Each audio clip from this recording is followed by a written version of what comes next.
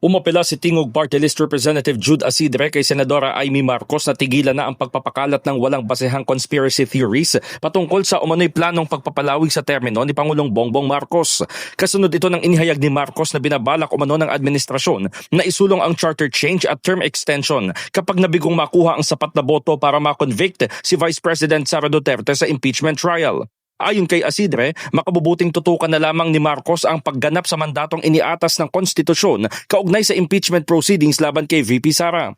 Dapat anyang tuldukan na ng senadora ang paghahasik ng takot at pagkabahala sa publiko sa pamamagitan ng walang basehan at katahang isip na mga kwento. Binigyang diin din ito na ang inaasahan ng taong bayan ay katotohanan, pananagutan at maayos na paglilitis kay Duterte sa halip na pananakot, propaganda at gawa-gawang kwento tungkol sa martial law o term extension.